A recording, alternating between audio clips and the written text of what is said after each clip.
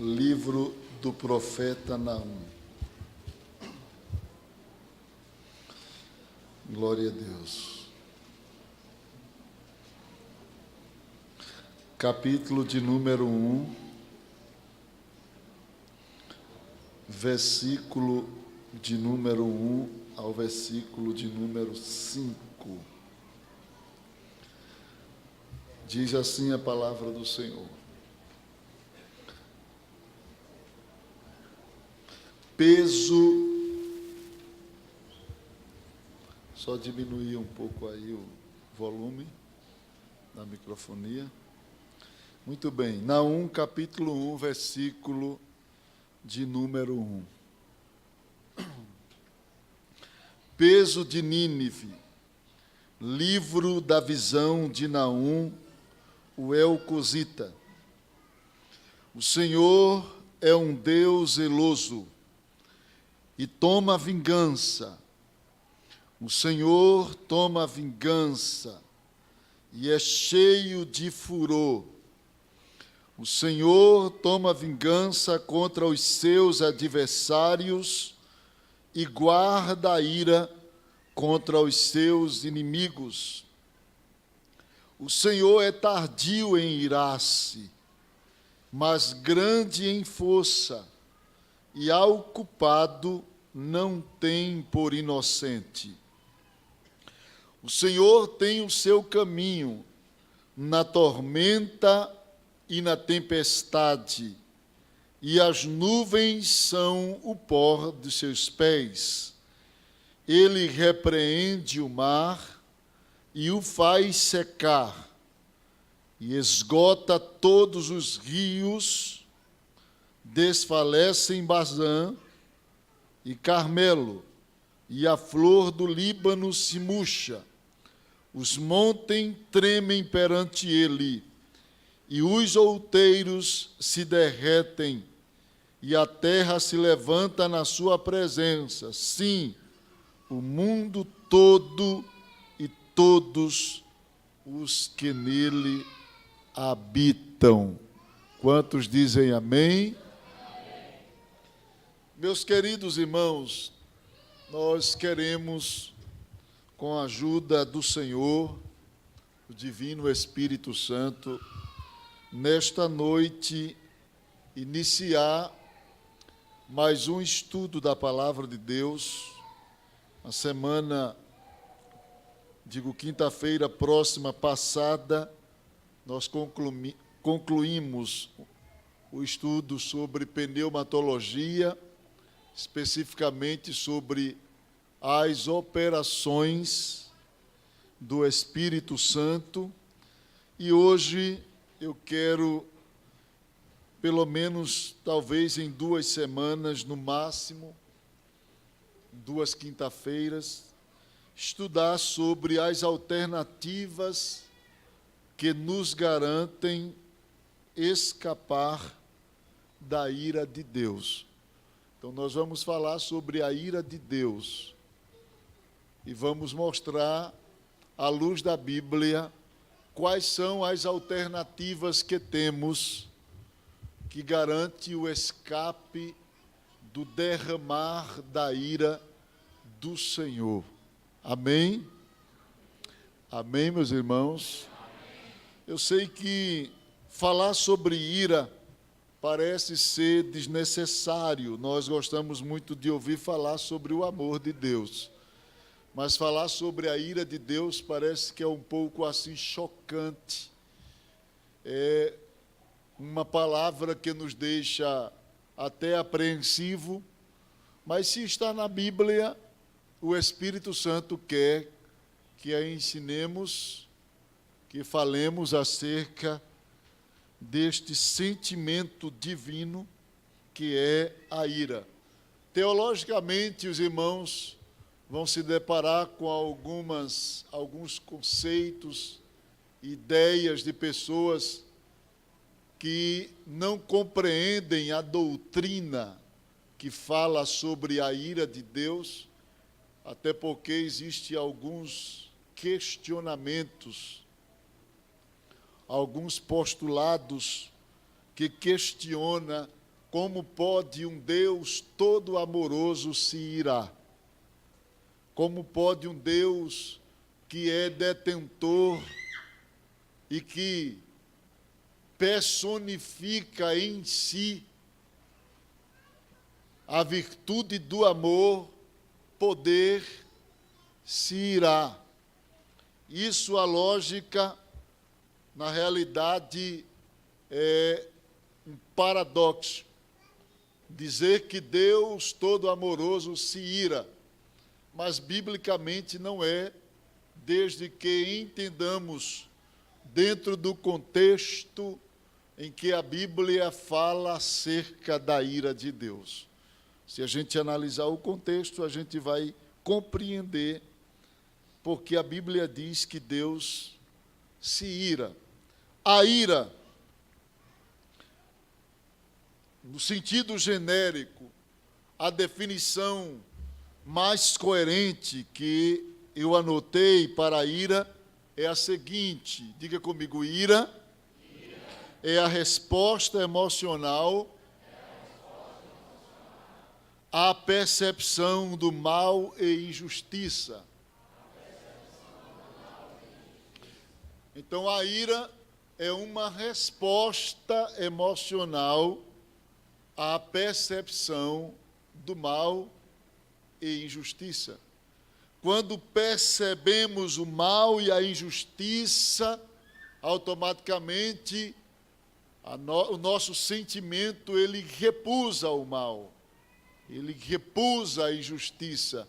E isso expressa-se por meio de um sentimento que recebe o nome de ira. Então, a palavra ira, ela aparece 714 vezes no Antigo Testamento. E vale colocar em nota nesta noite que 30%, cerca de 196 vezes, esta palavra aplica-se à ira humana. Então, dentre esses 714 vezes, 196 vezes a palavra ira no Antigo Testamento aplica-se à ira humana, cerca de 30%. 70%, equivalente a 518 vezes, a palavra ira refere-se ao sentimento de repulsa de Deus, a ira de Deus. Então, observe quanto extenso é a expressão e a declaração de Deus em relação ao seu sentimento de repulsa sob algumas circunstâncias e contextos revelado nas Escrituras.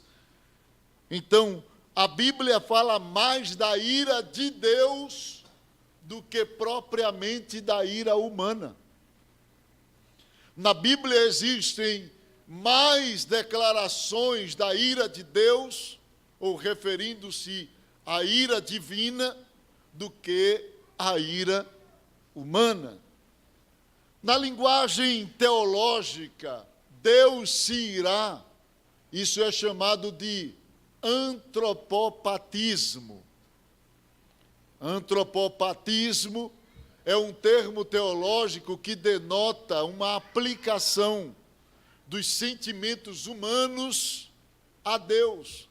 Então, sempre que os irmãos, ao ler as Escrituras e perceberem palavras tais como alegria, tristeza, arrependimento, ira, vinculada a Deus, isto é chamado de antropopatismo nas Escrituras. E o antropopatismo é justamente essas palavras referindo-se a Deus, é figuradamente a linguagem que o Espírito Santo usou para nos fazer entender que Deus ele é um ser pessoal, dotado não só de intelecto e vontade, mas também de sentimento. Então, como poderíamos compreender a personalidade de Deus, ou Deus como um ser pessoal, se fosse omitido o sentimento de Deus nas Escrituras? Iríamos dizer que ele não era uma pessoa, porque faltava um dos atributos pessoais, ou pessoal. Então, o ser pessoal, ele só é considerado pessoal se de fato possuir intelecto, sentimento e vontade. Se possuir esses três atributos, este ser criado ou incriado, no caso de Deus, é considerado, identificado como um ser pessoal. Então a Bíblia fala desses sentimentos humanos, atribuindo a Deus antropopaticamente, para mostrar que Deus ele é um ser pessoal. E é bom destacar aos irmãos alguns detalhes, é que nesta análise nós iremos apenas nos deter acerca da doutrina que fala de um sentimento de Deus, que é a sua ira. E estudando sobre a ira, percebemos que muitas objeções, questionamentos foram elaborados em relação a este sentimento de Deus. Alguns perguntam: se Deus é todo amoroso, como pode ele se irar? Outros dizem: a ira não é uma obra da carne, conforme está lá em Gálatas. Então, se a ira é uma obra da carne, como pode Deus se irar, se ele não possui uma natureza caída como o homem? Como pode a ira adentrar uma natureza perfeita como a de Deus, se ela é vista na Bíblia, ou pelo menos em Gálatas, como uma obra da carne? Meus amados, vale salientar que a Bíblia fala acerca da ira em diferentes sentidos. Diferentes sentidos. Daí, eu trago esta noite esta doutrina para a gente analisar a ira do ponto de vista divino, da natureza divina. Mas antes eu quero apresentar algumas palavras originais que são traduzidas por ira humana. Há, pelo menos no grego, 3 palavras que se traduz por ira. Primeiro, a palavra thumos, no grego. E thumos refere-se à ira como um furor. Como um furor. Ela é transitória, explosivas, sem a ideia de rancor guardado. É aquela ira chamada ira do desabafo. É quando alguém manifesta a ira e desabafa em palavras, em expressões. Não é uma ira que se aloja, é uma ira baseada em um momento. E essa ira que manifesta-se momentaneamente, a pessoa se ira e daqui a pouco volta a se relacionar como se nada tivesse acontecido. Essa ira é chamada de thumos, porque não é uma ira que se enraiza, não fica alojada. A outra palavra que é perceptível no grego e se traduz por ira é a palavra orgue. E a palavra orgue refere-se à ira como indignação, como uma irritação. Neste caso, orgue é uma ira mais duradoura. Não se manifesta tanto como a explosiva, mas ela tem uma função. Ela se aloja e torna-se permanente. A ira orgue, muitas das vezes não percebemos ela. A pessoa reage como se não estivesse sentindo nada, mas lá dentro está um sentimento de ira na pessoa, e aquela ira dura, se aloja, permanece dentro do coração da pessoa, ainda que aquela pessoa tenha controle de não explodir, como a ira tumos, que tem gente que tem pavio curto, qualquer coisa, ira, se explode logo, diz o que quer, aí, agora eu estou aliviado, já disse que eu queria e pronto, aí acha que tudo vai voltar ao normal. É a ira tumos.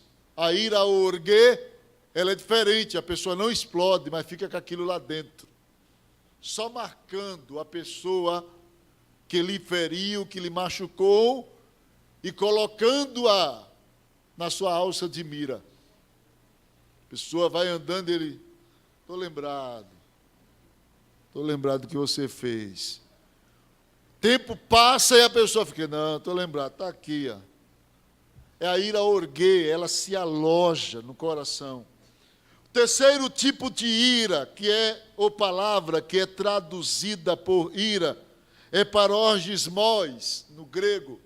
E parorgismos refere-se à ira como exasperação, amargor. Ela é conhecida como um rancor. Chama-se também de ira surda, que não libera perdão, mas planeja a vingança.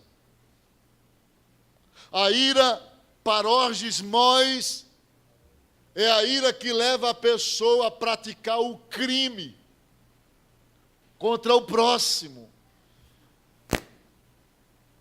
Ela fica no coração até que se vingue da pessoa que lhe causou o mal. Vale dizer que essas três palavras são palavras que traduz a palavra ira humana. A ira humana. Geralmente a ira divina, dentro do antropopatismo, ela carrega alguns traços, alguns elementos dessa ira só para identificação, não em essência. A ira de Deus não é um atributo essencial de sua pessoa. Deixa eu deixar isso aqui bem claro. Sentimento é um atributo da personalidade. Mas a ira de Deus não é um atributo essencial de sua pessoa. Então, o que é a ira de Deus? A ira de Deus é uma expressão de sua vontade como reação à má conduta humana. É a maneira como Deus reage às nossas más procedências. Veja o que diz a Bíblia em Romanos capítulo 1, versículo de número 18. Paulo mostra que a ira de Deus não é algo inerente de sua natureza, mas é algo que se manifesta como reação às nossas más condutas.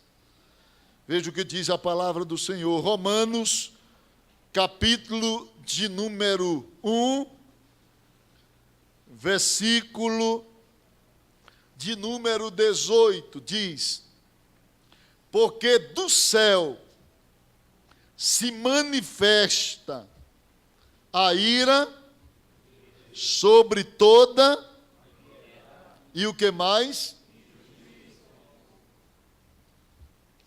E injustiça dos homens que detêm a verdade em injustiça. Então, a forma de Deus demonstrar-se insatisfeito com condutas malévolas, malignas, contraditórias à perfeita natureza divina, é irando-se, mostrando repulsa. A ira de Deus, ela é diferente da ira humana. É diferente porque a ira de Deus, ela é santa, racional e sempre justificada. Já a ira humana, por sua vez, ela nunca é santa, porque sempre parte da natureza caída. Tem origem numa natureza caída. E, além disso, nem sempre é racional, nem sempre é justificada. Quando a ira do homem opera a justiça de Deus, ela é um reflexo da natureza de Deus no homem. É um reflexo da impressão de Deus no homem. Como, por exemplo, Jesus fala em Mateus capítulo 18, versículo 32 ao 35, quando um rei, ele ira-se contra o seu súdito, que há pouco instante havia lhe pedido clemência, perdão, de uma alta dívida, e quando aquele homem sai da presença do rei, perdoado, ele encontra-se com outra pessoa que lhe devia. E ele pega a pessoa, segura e cobra aquela pessoa a dívida irrisória em comparação à dívida que ele havia sido perdoado. E ele manda até prender a pessoa que lhe devia. E alguém viu, né? Viu quando ele foi perdoado e viu o que ele estava fazendo. Conta ao rei, o rei chama e diz a ele: não devias tu perdoar o teu companheiro como eu te perdoei? Então, naquela hora, o rei se ira e lança ele aos verdugos, até que ele pagasse toda a dívida que havia sido perdoada. Mas ele readquiriu por conta da sua falta de amor, de transferência de amor e perdão. Então, a ira aqui apresentada nessa parábola, a ira humana, ela é justificada, mas nem todas elas são. Nem todas elas são. Mas em relação a Deus, sempre que Deus se ira, sua ira é santa, sua ira é racional e sua ira é sempre justificada. Quantos dizem amém? Há dois âmbitos que a Bíblia apresenta, revela-nos a manifestação da ira de Deus. No âmbito temporal e eterno. Deus se ira temporariamente, a Bíblia fala de uma ira temporal de Deus, e a Bíblia fala da ira eterna. Vejamos, portanto, como compreendemos biblicamente a ira temporal de Deus. Essa ira, ela pode ser chamada também de ira presente. Diga comigo, ira presente. Abra sua Bíblia em Salmos 30, versículo de número 5. A ira presente é o método de disciplina para a purificação do indivíduo. A interação do castigo e da graça de Deus na correção de determinados indivíduos é traduzido como ira. Salmos 30, versículo de número 5. Veja o que diz a palavra do Senhor acerca da ira no seu âmbito temporal. 30, versículo 5. Porque a sua ira faz o quê? Dura só um momento. Agora observem, no seu favor está a vida. No favor está a vida. A ira dura um momento e interagindo com ela está o favor. Essa ira que se manifesta com amor, com graça, é vista na Bíblia como ira presente, que é a ira temporal, é a ira que Deus sente todos os dias. Todos os dias. É aquela ira que Deus sente e repulsa ao pecado, à incredulidade, à maldade do homem. Mas apesar disso, Deus se ira com amor, porque embora não concordando, repulsando, castigando, Deus, Ele continua amando o homem, continua mostrando o seu favor ao homem. Então, a ira presente é o método de disciplina para purificação. Este tipo de ira atende os propósitos de justiça, mas também o de amor. A exibição do amor na operação da ira. A Bíblia mostra que o amor se exibe dentro desse contexto de ira. O amor de Deus se exibe na operação da ira. Em Miqueias, capítulo 7, abra sua Bíblia, vamos lá, meus amados. Miqueias, capítulo 7, versículo de número 9 e o versículo de número 18. Miqueias,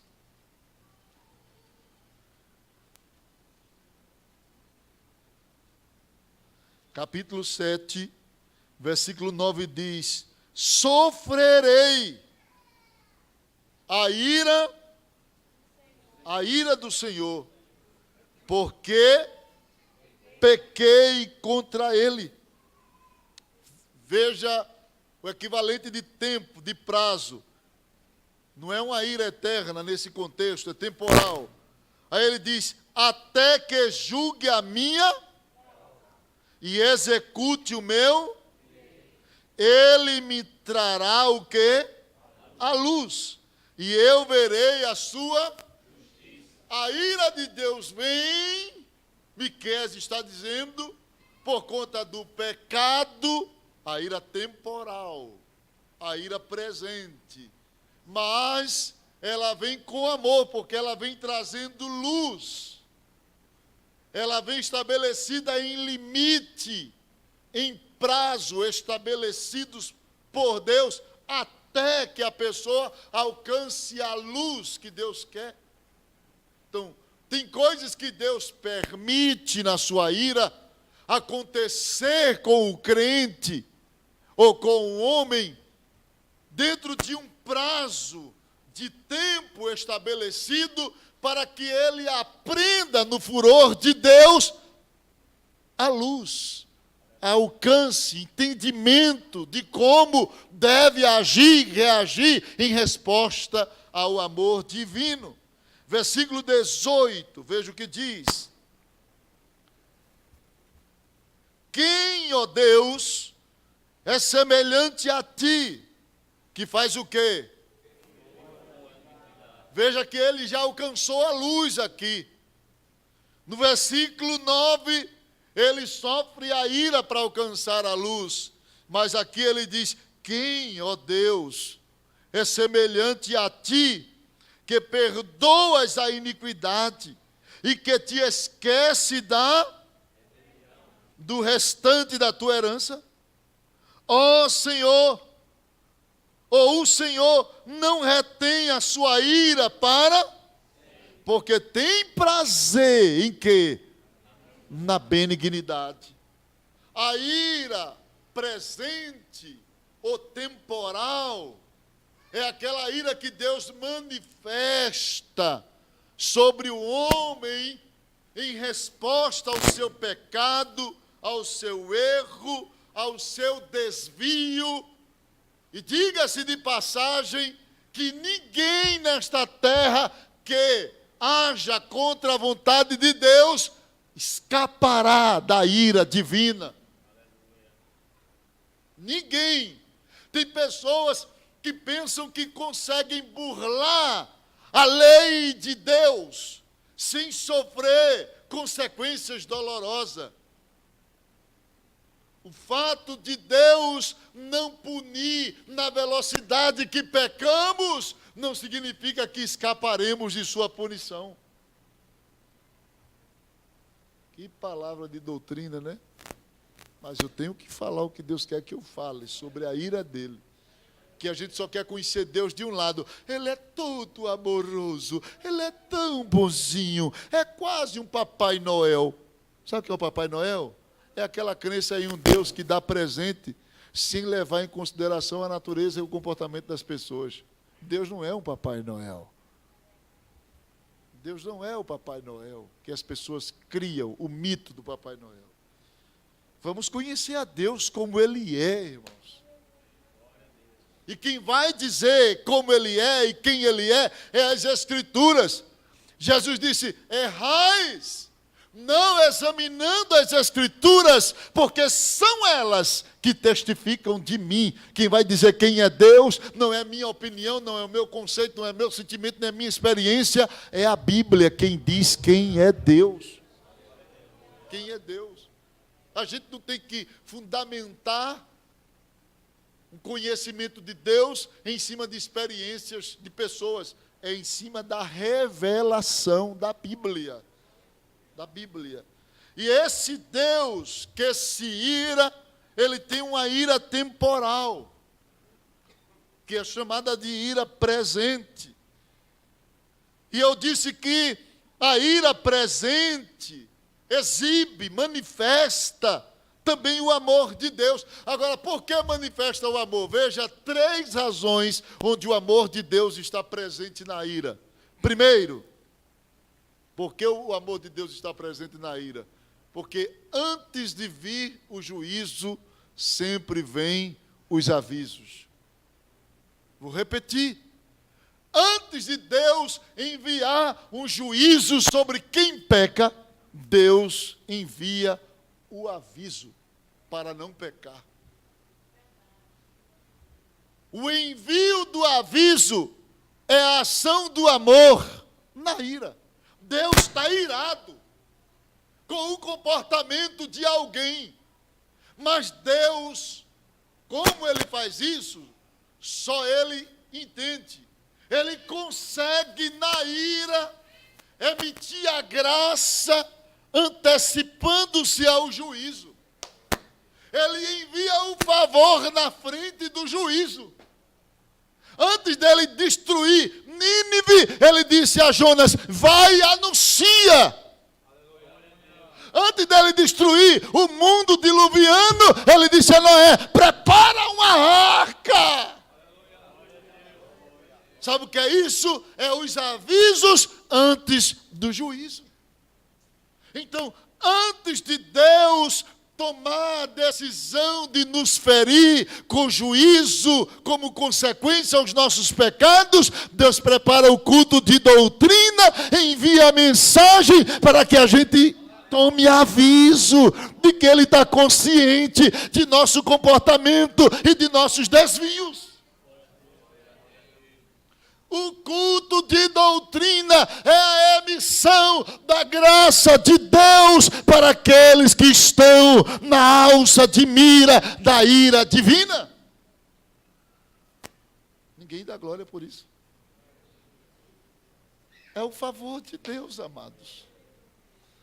É que Deus nos reuniu, preparou esta noite para despertar, dar um choque na nossa consciência,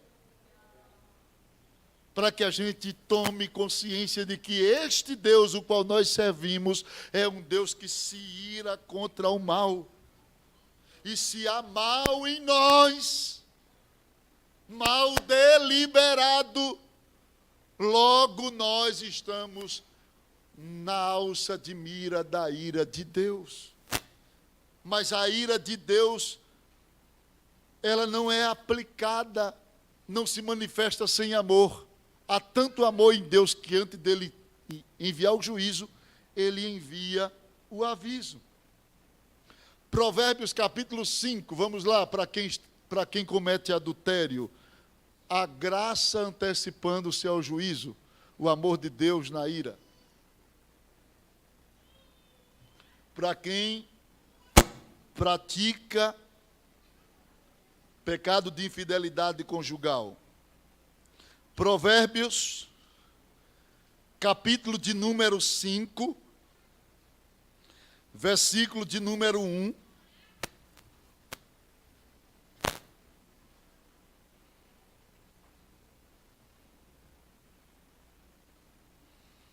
Provérbios capítulo 5, versículo 1, alguns versículos nesse texto. Deixa eu ir citando de forma paulatina. 5 e 1, isso aqui é a emissão da graça antecipando-se ao juízo. Diz: filho meu, atende a minha razão, ele diz, inclina o teu ouvido, ou dá atenção à minha razão, não à tua, à minha. Porque o pecado gera razão, mas não dê atenção à razão do pecado, dê atenção à razão de Deus, a minha razão. Claro que é Deus falando por intermédio do Pai, Davi falando a Salomão. Ele diz: para que conserves, guardes o quê? Os meus avisos. Bem, o acidente, ou elemento causador de acidente, preste atenção, ele vem na frente do aviso ou após?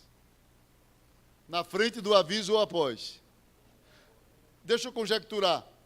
Numa BR, a placa que avisa a presença de uma ondulação, de uma lombada, ela fica antes da lombada ou depois da lombada? Antes. Ficar depois não tem lógica. Você passou, capotou, lombada. Não tem lógica. Deus está dizendo: antes que você se arrebente, preste atenção nos meus semáforos, nos meus avisos, nas minhas placas. Então ele diz: inclina o teu coração, presta atenção, vigia, dá importância. Porque quando você inclina o coração, quando você não vem para o culto, para conversar, para passear, para ficar para lá e para cá, então você inclina o coração ao que Deus quer lhe falar no culto. E quando você inclina o coração, automaticamente você vai prestar atenção nos avisos. Deus avisa acerca das ondulações que vêm aí, dos avisos. Aí você vai conservar os avisos. E os teus lábios guardem o conhecimento. Versículo 7. Para que eu devo inclinar os meus ouvidos aos avisos? Versículo 7.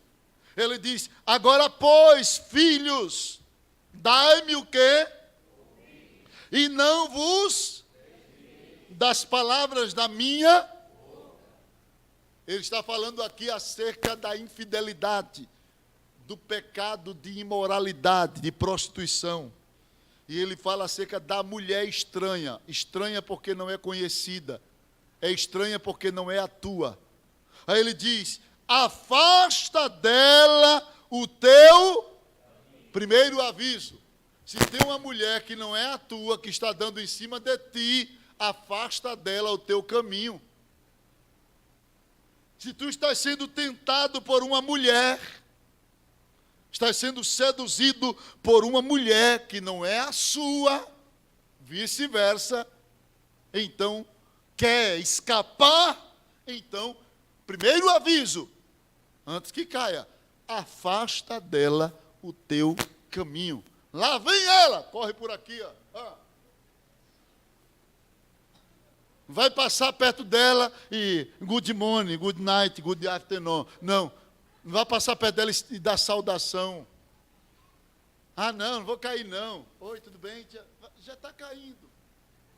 Porque sabe que aquela mulher está com más intenções e você ainda se dirige em direção a ela, então você já está no caminho da queda.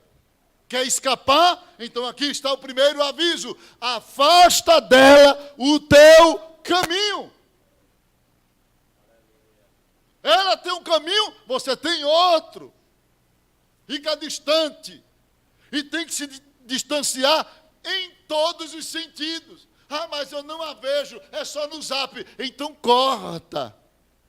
Então bloqueia. Porque se você ficar no tititi, na conversinha, vai cair. Afasta dela o teu caminho. E o aviso vem antes do juízo. Deus já está irado.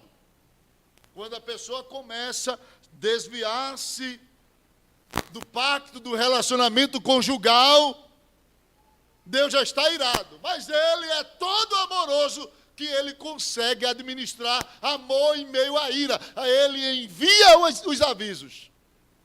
Mas Ele já está irado. Ele consegue administrar isso. A gente não consegue não, administrar amor em meio à ira é meio difícil.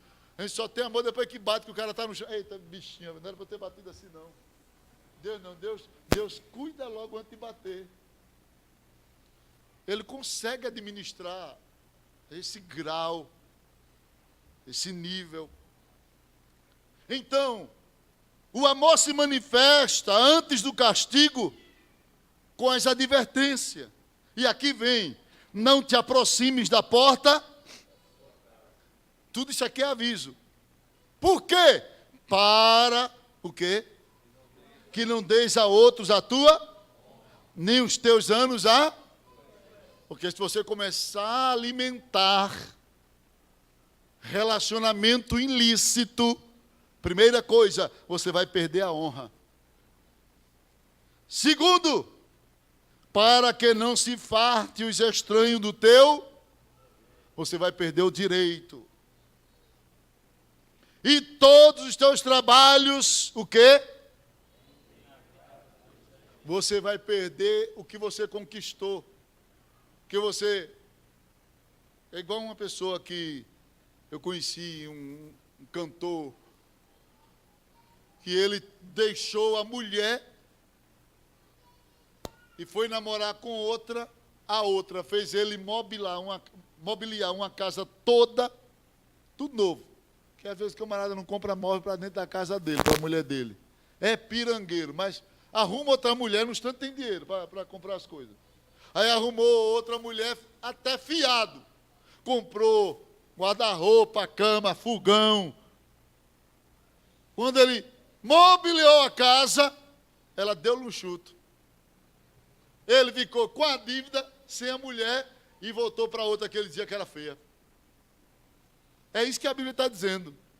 Tu não quer sofrer perdas de conquistas, de coisas que custou o teu suor, então vai parando com essas coisas ilícitas antes que te leve a perdas.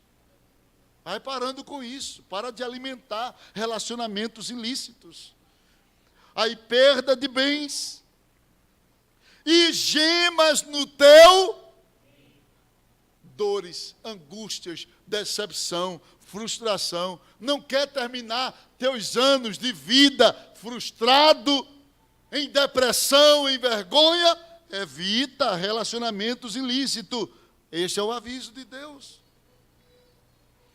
Quando se consumirem a tua carne e o teu corpo, aí diz aqui, versículo 12, e digas, que aqui a pessoa diz quando não atenta para os avisos, aborreci a correção e desprezou meu coração e não escutei a voz dos meus, não quis ser corrigido, não quis ouvir quem ensina, vai terminar os anos assim, vai terminar a vida assim.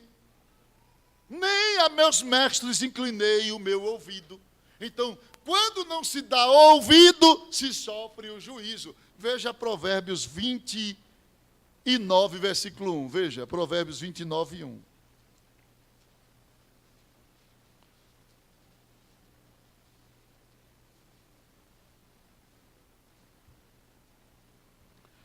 O homem que muitas vezes repreendido, advertido, e faz o quê?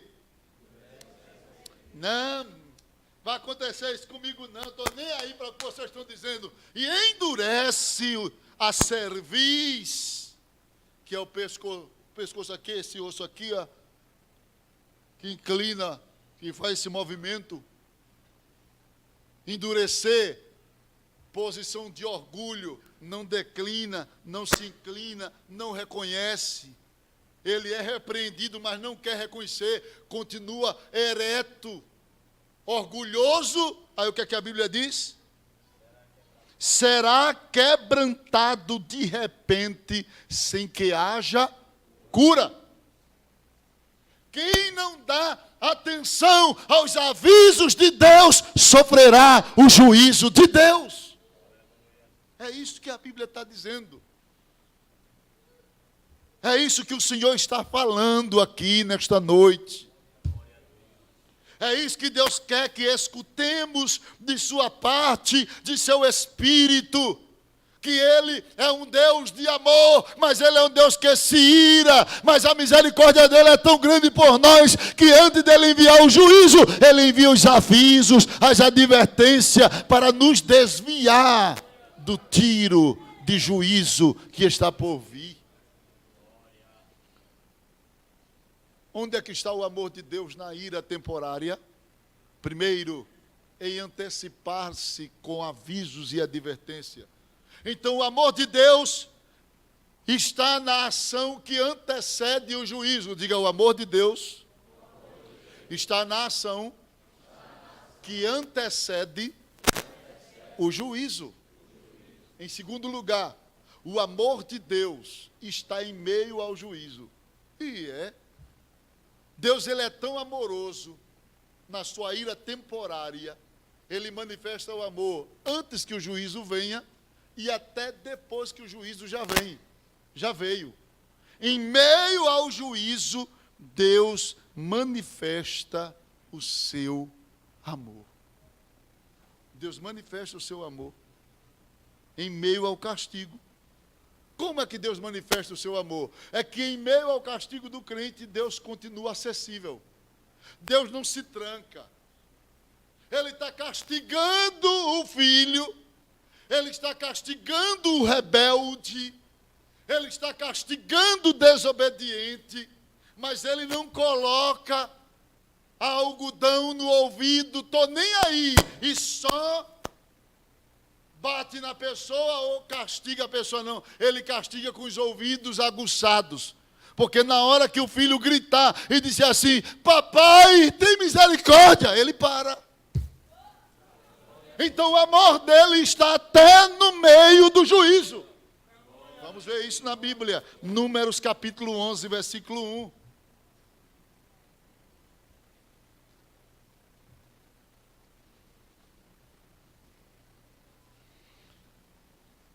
Números capítulo 11, versículo 1 ao 3.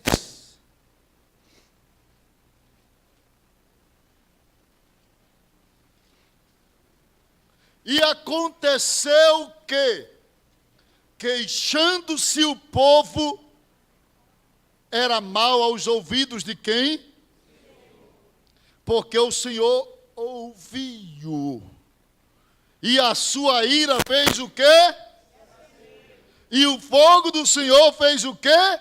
Ardeu entre eles e consumiu os que estavam na última parte do... Então o povo fez o quê? Clamou a Moisés. Lá vem o fogo. Está lá. O arraial. E o fogo lá vem queimando de lá para cá. Pegou os primeiros, que por certos foram os irremediáveis causadores daquela ira. E sem arrependimento, eles insistem, aí o fogo começa queimando eles. E vem em direção aos influenciados. Aí quando o fogo vem, o povo grita a Moisés: Moisés, ora ao Senhor! E o fogo fez o quê? Se apagou. Deus não castiga com os ouvidos fechados. Deus está castigando, mas está ouvindo. Quando o povo grita e Moisés diz: Senhor, misericórdia! O fogo apagou-se. Isso mostra o amor de Deus em meio à ira. E como é que o amor se manifesta? Deus permitindo-se acessível. Deus permite, em meio à dor, ter acesso de quem está em desobediência. Socorrer, ouvir o clamor.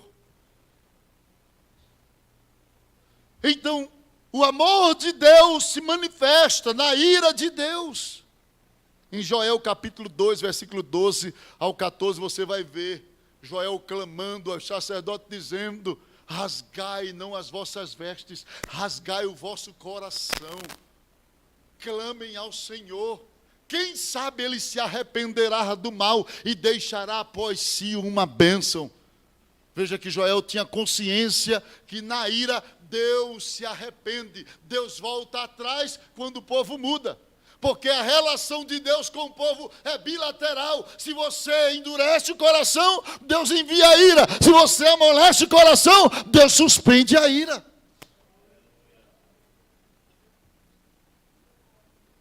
É em meio ao castigo, Deus continua acessível.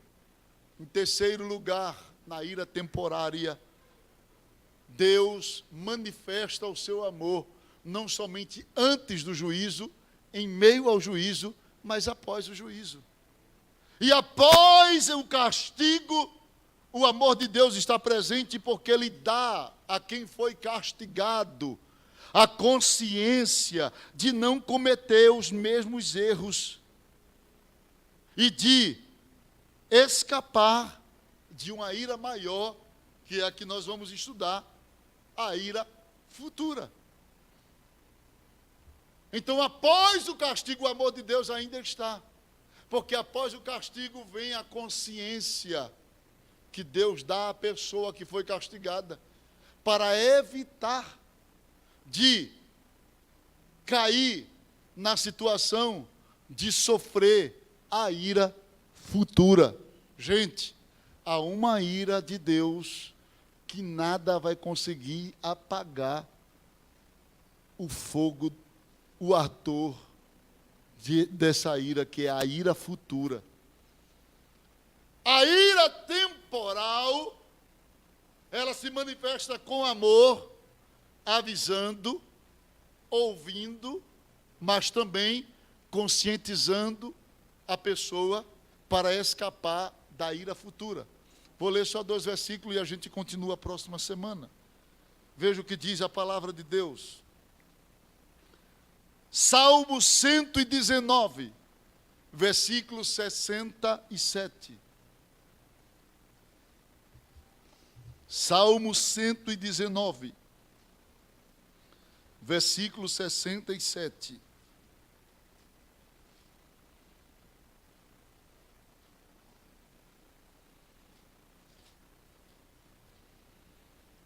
Diz assim: antes de ser o quê?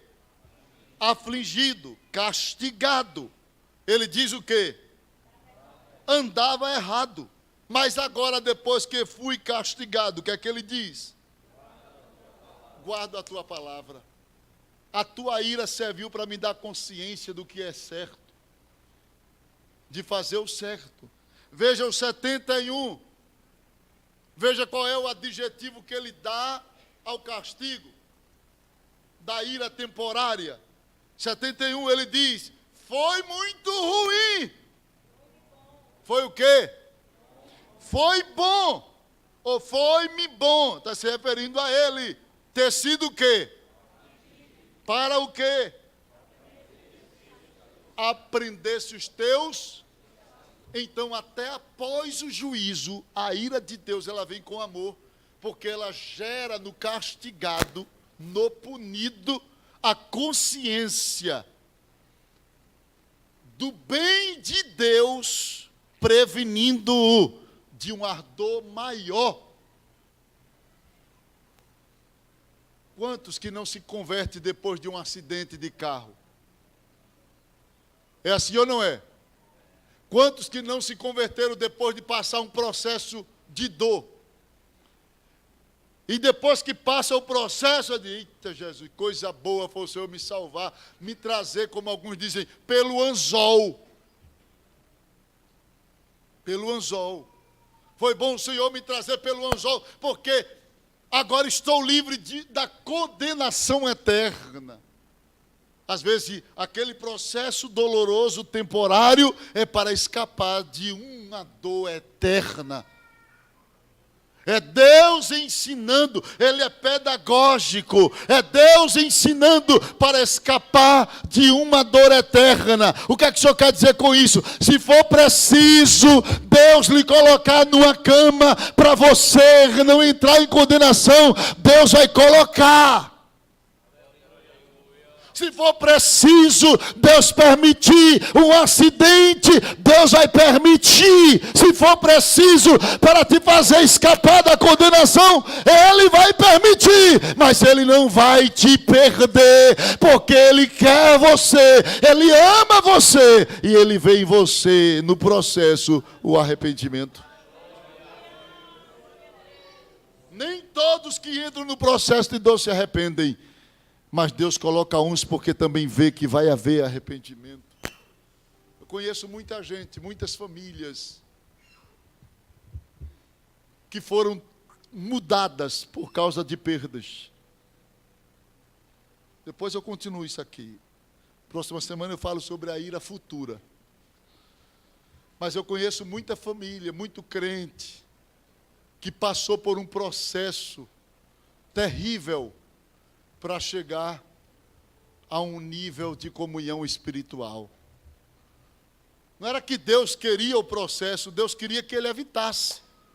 Era só se arrepender, era só se humilhar, mas eles endureceram a cerviz, se orgulharam de tal forma que Deus permitiu um acidente, uma tragédia, para que outras pessoas fossem modificadas. Eu conheço uma irmã que Deus levou um irmão e disse a ela assim na casa dela, tu queres se voltar ou tu quer que eu toque naquela pessoa que tu mais ama? Isso há mais de 20 anos atrás, eu conheço isso. E ela, duvidando, da pessoa que foi lá na casa dela, disse assim, quem é que eu mais amo? Que ela tinha vários filhos. Aí a pessoa que Deus usou disse, fulano de tal. Mas a pessoa disse fulano e saiu, foi embora, não fez o convite. Aí depois chegou um diácono e ela disse, eu quero me voltar para Jesus, porque Jesus falou comigo hoje. E eu não quero que ele toque na vida de meu filho. Mas tem gente, irmãos, que não se quebra. Tem gente que acha que é dono de seu nariz. Tem gente que acha que tem o controle de sua história. E não tem. E não tem. Você quer ver? Vá no presídio, que você vai ver que aquelas pessoas que se sentiam brabonas, bravos, valentes, estão lá detidos. E às vezes eu chego lá e digo assim, cadê? Tu não achava que tinha o controle da tua história? Vai alguma coisa agora? Vá nos hospitais, nas salas da UTI, que você vai ver pessoas que se sentiam tampa de cruz, top model, a mais bonita do bairro, o mais bonito da cidade, está lá, cadavérico, entubado. Cadê? Te controla agora. Não tem, gente. Vamos cair na realidade. Há um Deus nos céus que está no controle da nossa história. E Ele está dizendo, arrependei-vos, para que a minha ira não vos alcance.